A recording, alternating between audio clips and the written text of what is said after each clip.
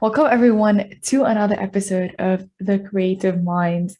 Joining me here is Kevin. Kevin, I've met you a couple of years ago, and I'm so excited now to have you on my podcast. So, can you just give us a brief understanding, like just a quick summary of like who you are and what is it that you do? Yes, so I am Kevin Palmieri. I am the creator, the CFO, and the co-host of Next Level University. We are a holistic self-improvement podcast. We produce 7 episodes a week. Our goal is to be able to help anybody in the world from anywhere in the world every single day for free. I'm also a speaker and a coach, and those are predominantly the things I do. I'm very blessed where I get to do this for a living now, which I'm very, very grateful for. I love fitness. I love mixed martial arts and all things combat, and I love talking to people about life. That's one of my favorite things in the world. Amazing. And so, can you walk us through what led you to that path specifically, and also how were you able to get to a place where now this is something that you enjoy doing and is your full time, basically? Of course, of course. So when I was 25 years old, by all outside standards, so I'm 32 now for perspective. By all outside standards, I had what any young man could want. I had the body of my dreams. I had a high paying job. I had a sports car. I had a brand new apartment. My girlfriend was a model. I had all the quote unquote successful things, but I was pretty miserable. I lacked confidence. I lacked direction. I lacked clarity. And I was in a somewhat dark place, and my girlfriend left me. I was just depressed. I was anxious. I just wasn't showing up as a great partner. And my girlfriend at the time left me. And when she left me, I had to look in the mirror for the first time and realize that I was super insecure. I wasn't confident. I wasn't a lot of the things that I was portraying. And when she left me, that's when I first found self-improvement. That's when I found personal development. And, I started listening to Tony Robbins, Rich Dad, Poor Dad, Think and Grow Rich, a lot of the early ones. And every night before I went to bed, after she left, I lived in this place by myself. My bills had just doubled. I was struggling. But every night before I went to bed, I would say these positive affirmations. I would say, I am handsome. I am talented. I am worthy. I am intelligent. This year, I'm going to make the most money I've ever made in my entire life. And unfortunately, I really leaned into that last one because I thought that was going to fix my problems. So the beginning of the next year, I got promoted as a foreman for the weatherization company I was working for, just think construction. And we traveled up and down the East Coast of the United States, making state and government buildings more energy efficient. Now, I used to say it was very much a rock star lifestyle without any of the rock star benefits. So at the end of the year, I had been on the road for 10 months. Oof. Right. So my goal was to make as much money as humanly possible. In that year, I took every job I could. I traveled. I was in hotels for 10 months out of the 12 months. And I was really only home Friday night and Saturday. And then we'd leave again Sunday. So I was always on the road. I was working out on the road. It was just very, very difficult. And we got to the end of the year, and I'm standing at my dining room table. My girlfriend took her kitchen chairs when she left, so I didn't even have chairs at my table. And I unsealed my final paycheck of the year, and my goal was to make $100,000. And I opened it, and I did. I accomplished my goal, but I had that same reminder of, oh, you did it again. You thought this was going to fix all of your problems, just like you did in the past, and everything stayed the same. So shortly after that happened, that's when I started my podcast. The original podcast, when you and I first started talking and met one another, was Hyperconscious. We were the Hyperconscious podcast for a long time, and that became a passion project of mine. I would do it on the weekends. If I was off of work, I would do it. But I realized very quickly that the podcast filled me up in a way that nothing else ever had. And I realized that I was having meaningful conversations with people that were actually helping people. When you start to get messages that, hey, this episode really shaped my life, or this made me think a certain way, that's what it's all about. So I realized pretty quickly that I was going to have to choose between the podcast and building this podcast and this brand and this business and the other job that I was doing. And, I started calling out of work. I would leave work early. I did not want to be there. I just didn't want to be there. And it got to the point where I would have to be in New Jersey, which was like 6 hours away from where I lived. And I would wake up so I would go to bed at like 9 p.m. in where I lived, and I lived in Worcester, Massachusetts. I'd go to bed at 9. I'd wake up at 2 a.m. and I'd drive 5 or 6 hours straight to the job.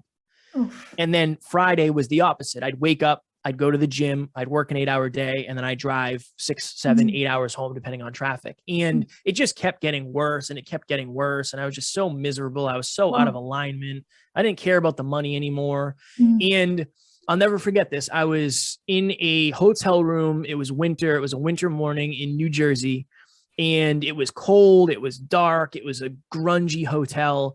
And I woke up in the morning, and there was no morning routine. There was none of that. You wake up in the morning, you slide to the end of the bed, and you start putting your work boots on. And I'm putting my work boots on. And the best way to explain it is there's 10 televisions on all at the same time, all in my head. And each one of them is on a different station. And one is saying, you're stuck here forever. 2 is saying, why are you so miserable? 3 is saying, what are you going to do about it? What will your parents think if you leave? What will your friends think? And the one that was the loudest was, do you really think you can be a podcaster? And in that moment, I felt that if I was to take my life, I would take my problems with me.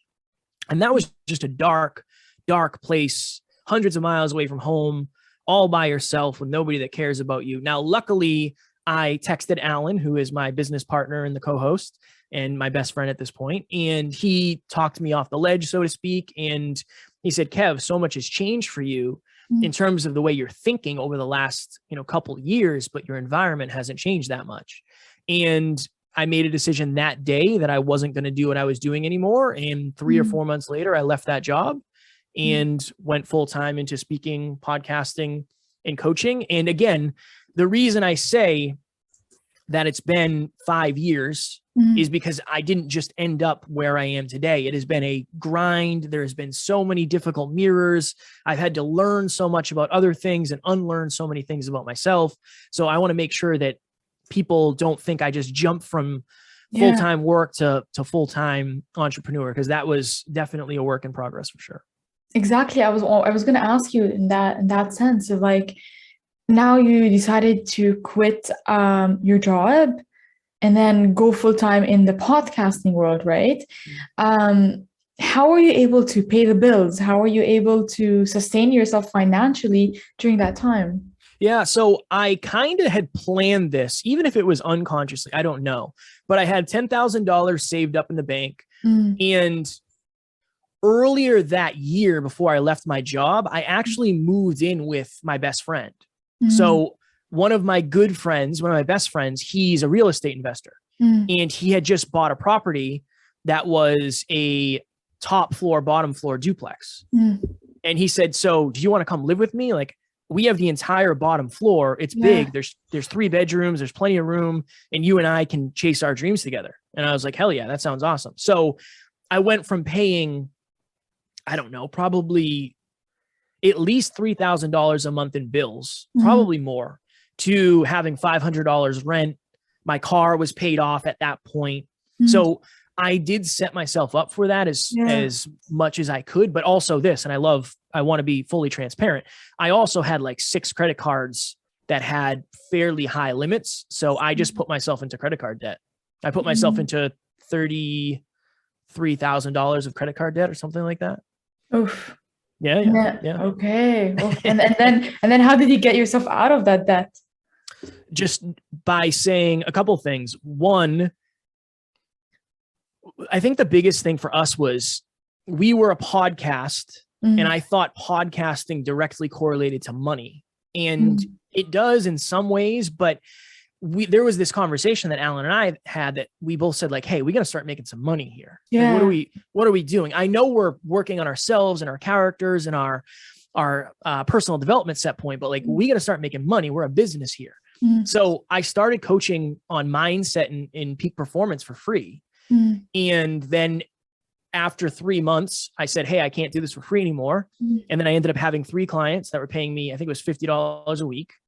50 went to 75, 75 went to 100, 100 went to 150. And then I started up a podcasting company, which is a whole nother thing. But it was just slow progress. And it was honestly, it was the pressure of being in so much debt that made me and forced me and created the necessity to make a lot of the decisions I did. It was difficult. It was brutal. It was unreasonably challenging, but it was also that necessity that made me learn sales. It made me learn influence. It made me learn numbers, how to track finances, how to figure out margins, how to figure out gross and net and all of that stuff. So it's often the necessity of the pain that creates the reason for us to find the way out, to create the tool to understand how to actually get out of that.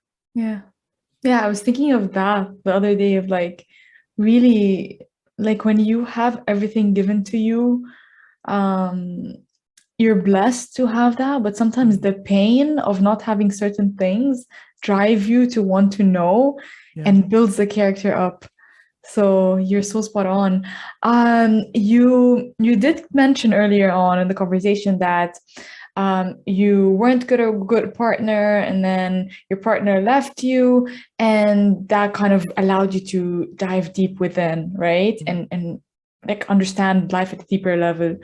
And you also did mention that the environment that you were like your mindset started changing, but the environment that you were in has not changed. First question here is like, how has your mindset started changing? What was the trigger point that was like, I need to do something different in my life, or this is the very first thing that you learned that got you excited to learn deeper about life?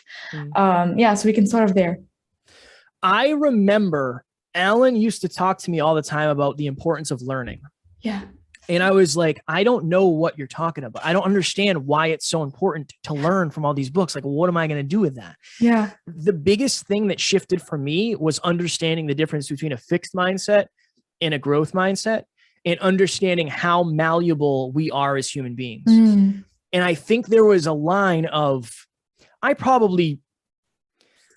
was kind of sort of reading books or listening to books, but I wasn't paying attention. I was just doing it to say that I was learning. And I think when I started to have conversations with people and they would ask me a question and I would actually know what the real answer was and why, then it was like, oh, okay, this is why I should be learning stuff. So that was it for me, is the difference between a growth mindset and a fixed mindset. Understanding that for the 26 years of my life, I had a fixed mindset. And that next year I formulated a growth mindset and everything started to shift. That was the big thing for me. And then this is the other thing too. I started setting goals, and those goals, I have a very, very honest conversation with myself of either you do what it takes to accomplish the goal, or you don't get to complain about not getting it. I am not in the physical shape. So you saw me drinking my protein shake when we started this. Right now, I'm not in the physical shape I want to be in. Why? Because I haven't put in the right work. I just haven't. That's my fault. It's not McDonald's. It's not the pizza companies. It's mine, because I know how to get the result I want. I've done it before. It's just a matter of, hey, you're not doing the things that are necessary. I can't be frustrated with anybody else. It's on me. And that's how I am with my goals. I learn every day now because I have to. If I want to be the best podcaster, the best speaker, the best coach I can be, the best business owner, the best CFO, whatever it is, I have to study those things. And that is an agreement I have with myself that can be painful. But I think oftentimes we avoid pain when pain can be, as we spoke about earlier, it can be a good motivator, a good necessity creator. Yeah. I love that you mentioned this, the best that I can be, not the best in the world, the best that I love that. I love that when you said it. And then going back to the topic of like your environment has not changed, but your mind has changed. Can you explain what do you mean by that? So I remember, and if you're out there, maybe this will resonate with you. When I used to go into work, I used to be the fitness guy. The guy who would bring his meals, the guy who would always have his water, the guy who would track his calories, who'd be going to the gym. That was my identity. And there was always resistance against my identity. Everybody wanted to go out drinking after work. Now, a lot of times I did more than I should have, but that environment was creating resistance towards my goals or away from my goals, honestly. So you can read all the books in the world. You can have all the most wonderful habits in the world. You can have the best intentions and the best goals. But if you're surrounded by 9 other people who don't care about your goals, about self-improvement, about being better, about being holistic, about their character, the odds of you improving at the rate that you want to are pretty low, unfortunately. Now, I'm very blessed because, and I can say this confidently, all of the people I spend time with in my life are positive influences. I'm very blessed because I'm very good at cutting out people. Now, maybe for you, it's not cutting out. Maybe it's reallocating time. That's a better way to put it. But this is my favorite question to ask people, and it can be painful to answer this. Are the people in your life the best from your past or the best for your future? That is your environment. Your environment are the people, places, things, and ideas that you have around you, the beliefs, and you can start to change the inner dialogue. But if you don't change the things that are impacting you from the outside, then it's very hard to grow at the rate you could, for sure. So how do you build up that environment? How did you build up that environment for you? Because you didn't have it, and then you build it in a way that is serving you now. Yeah. How did you do that? I think of it this way. If you're into fitness, you go to the gym and you find people who are into fitness. If you're into books, you go to Barnes and Noble or whatever your bookstore is, and you find people who are into books. So number one, I'm a podcaster, which is a cheat code. If you're out there and you have a podcast, you know. So I've gotten the opportunity to interview so many amazing people who we now have relationships with. But I just started to be honest. I just started to be honest about the fact that I don't require a lot of friendships. I just don't. I'm pretty low maintenance. For me, it's about having a small circle, but a quality circle. One thing for people is start setting boundaries. That is the biggest thing that I have seen from coaching or speaking to people or interviewing people. I used to have this friend of mine, and he would always call me crying, and he'd say, "Hey, I need help with this. I need help with that. I need help with this." And I always answer the phone every time. And I started recommending books, and I started recommending habits, and I started saying you should meditate and you should do positive affirmations and you should journal, and nothing ever changed. It just was the same thing and the same thing and the same thing. Eventually, I had to make the difficult decision and have that conversation with myself of, look, this person probably isn't the best for my future. I probably will not accomplish what I want to accomplish and spend time with this person at the rate I was. That was a very difficult thing. But if you want to attract more of what you are, you have to let go of what you're not. That has been the biggest thing for me, is that it's empowering to set the boundary of, look, I don't do that anymore. That's not who I am anymore. I don't do that. That's not what I'm playing for. That's not my goal. That's not an alignment, whatever the phrase is. So if you want to attract your people in, you have to start filtering out the people that you're not, and go to the places where your people are, right? If you're a podcaster, go to podcasting events. If you're a speaker, go to speaking events, music, the library, the gym, wherever it may be. There's Facebook groups. There's so many Facebook groups now. So you just have to have the courage to say no to what's not serving you and lean into the yeses that are. Lovely. And you talked about setting goals and morning routine. Can you tell us a bit more about the importance of a morning routine? And do you also have an evening routine? What kind of, and why do you even have those? Yeah. So my morning routine has shifted over the years. Like I said, 5 years ago, there was none.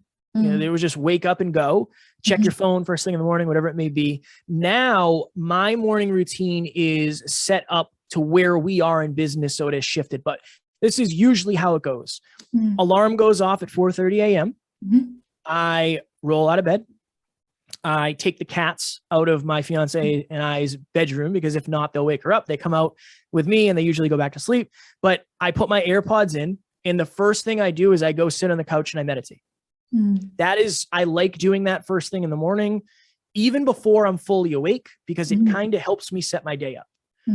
After that, I come in, I get my water. I always have a mason jar filled with water, and I come into the office, I turn on my lights, and I start doing my deep work for the day.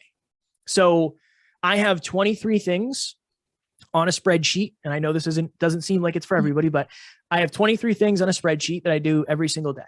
And it's just, okay, cool. What's number one? Track podcast listens. All right, cool. Let's get into it. Track the podcast listens. All right. What's number two? Track business finances. Okay, cool. Bank of America, Stripe, credit cards. All right, cool. What's gone out? What's gone in? Cool. All right. Social media posts, social media story, all that stuff. So I do as much of that as I can in probably an hour. Then I go back out into the living room. I put my headphones back in and I do my mobility routine while I'm listening to a book while I'm waiting for my fiance to get up. She wakes up, she gets ready. We go to the gym. We do 20 minutes of cardio, my AirPods in, learning again. And then we do some form of exercise. And then after that, we come back and then it's usually like, it depends, right? Some days I'm on interviews, some days I'm doing our show, but my morning routine, I try to make it that. If I can do it 7 days a week, that's perfect. Like that is the best flow I've found. This is the importance of it. When you wake up first thing in the morning and you go and grab this thing and you're saying, let's see what's going on Facebook or let's see what's going on Instagram. And I'm guilty of this just like everybody else. You're not setting up your day from a proactive place. You're setting up your day from a reactive place. And you're letting your energy be distracted. You're letting your focus be distracted. You're letting things come into your consciousness that you're just not ready for yet. So that is the importance of a morning routine. You start your day off with proper momentum and proper intention. When it comes to nighttime, I could definitely do better with this. I try to get at least 2 hours of R&R, so rest and relaxation a night. That's my goal. Days like this, we're recording this on Monday. So I got up at 5. Today's a 5 a.m. until 7:30 p.m. day. So it's like 14 and a half hours. That's like every Monday. It's just that way. So my nighttime is a little weird tonight, but ideally I would get 2 hours of R&R. I would be in bed so I can get a full 8 hours. And I have my blue light glasses on because I know the blue light, the UV blue light really affects your ability to sleep. So that's kind of it right now, but I need to level that up for sure. That needs to get That's awesome. And you did mention the 2 hours of R&R. Okay. How do you measure that and elaborate on the importance of it? Yeah, I have realized that most human beings, myself included, don't know what fills our cup. So when I say R&R, rest and relaxation, you can say filling your cup, you can say vegging out, you can say preparing for the next day, whatever resonates with you. But I think for me, it's more intuitive.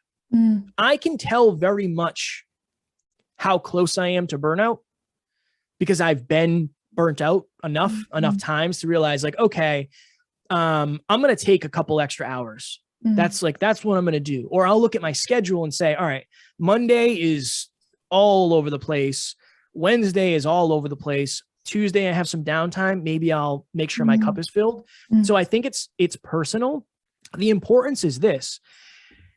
For many of us, what we're doing is just draining us and draining us and draining us and draining us.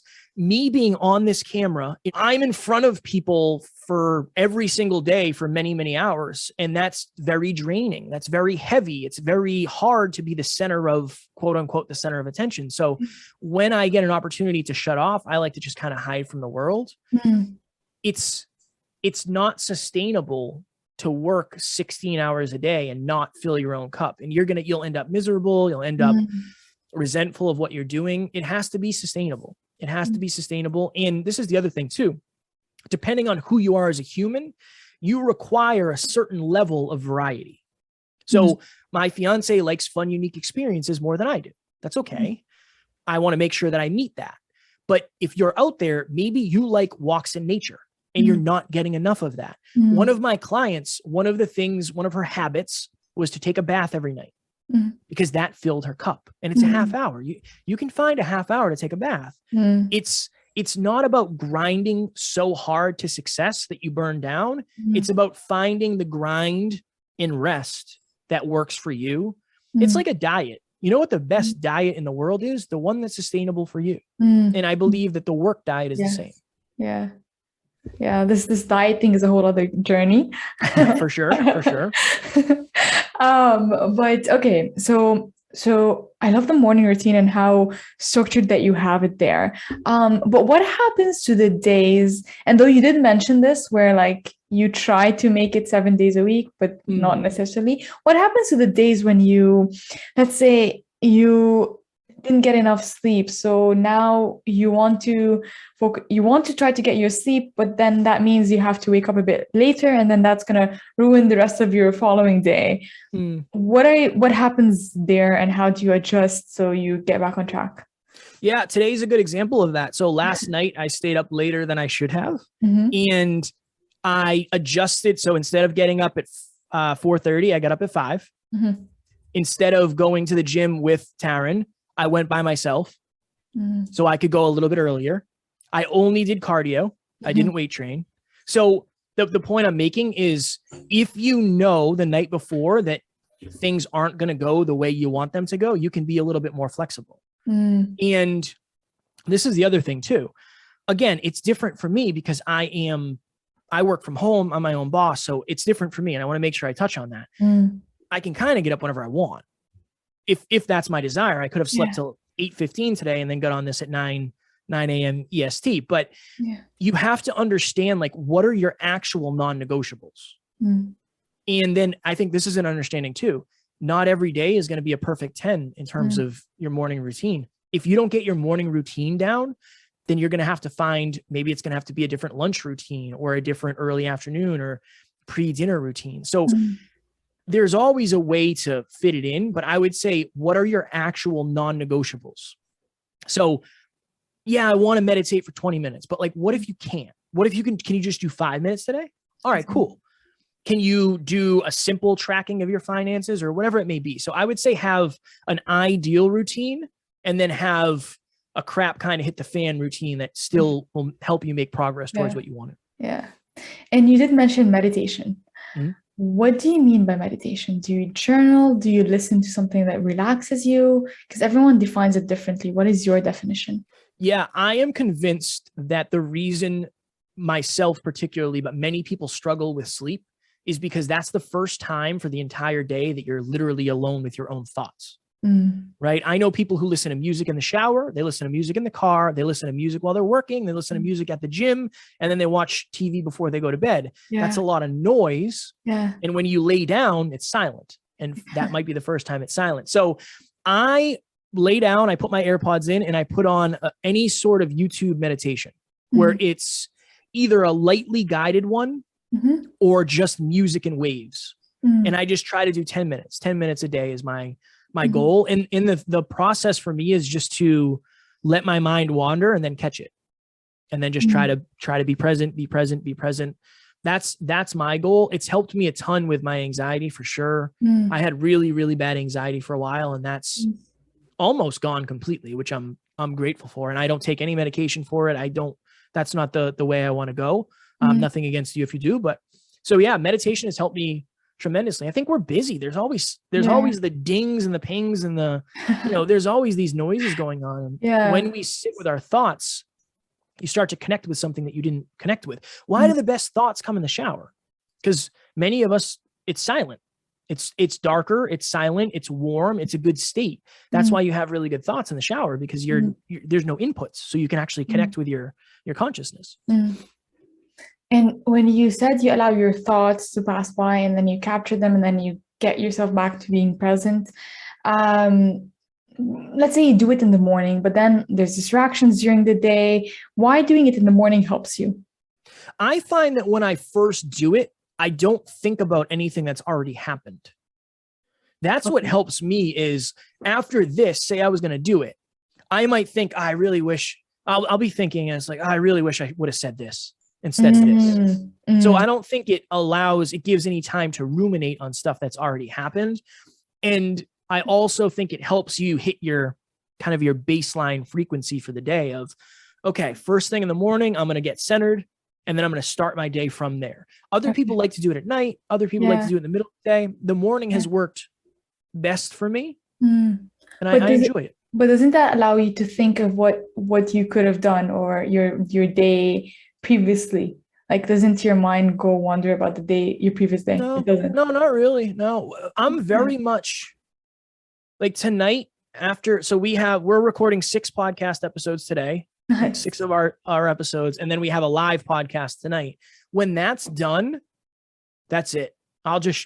It's like, Mm, I'll look at my calendar for tomorrow. I'll figure out, okay, what do I have tomorrow? And then that's it. That day is done. mm, And that's kind of how it is for me. Yeah. mm. I'm pretty good at compartmentalizing day to Yeah. day. Yeah. It's pretty cool. So I want to ask you a few more questions. Please. First of all is if you were to, let's say, go back in time Mhm. and give advice to your younger self, what advice would you give yourself? Oh man.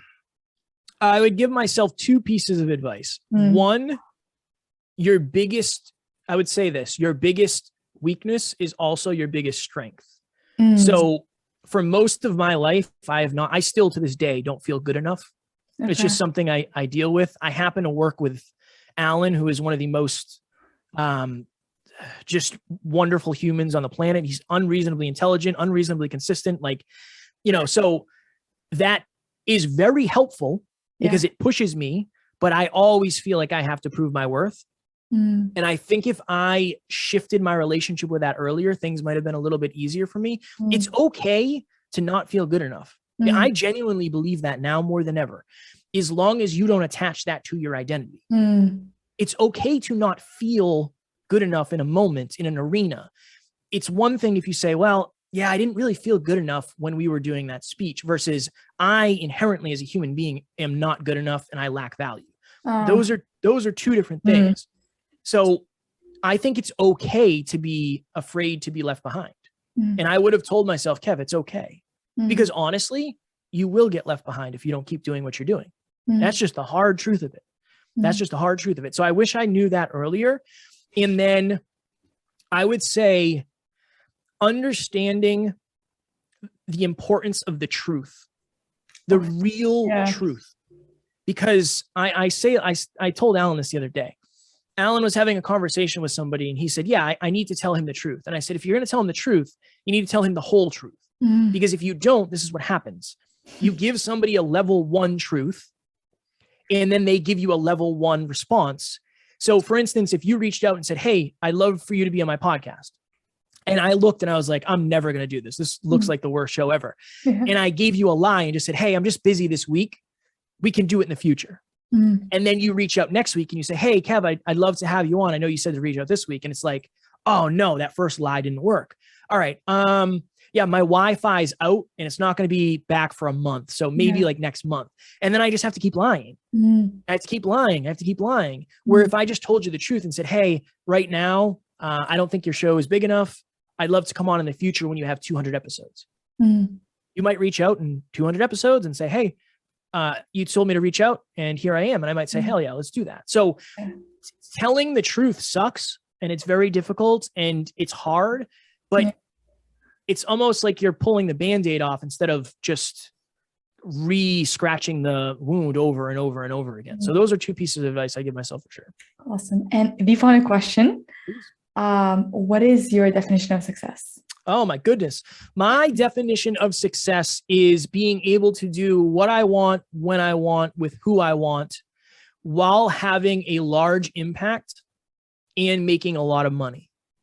That is my definition of success. Being as well-rounded and as competent as I can when it comes to health, wealth, life, and love. Mm. A holistic approach. That is my definition of success. Wow. Thank you so much, Kevin, for your time. I really enjoyed every second. And for people to follow you, to follow your podcast, to follow what upcoming projects that you have, where should they find you? Yes. So if you search Next Level University on any podcast platform, we will show up. All of our episodes are on YouTube as well. Our website is nextleveluniverse.com. And right now we have a free course on the website, totally free. And then I'm at Never Quit Kid on Instagram and Kevin Palmieri everywhere else. I love to connect. Reach out. I guarantee I will send you a video back. Awesome. Perfect. And for everyone listening, I hope you have an amazing, awesome rest of your day.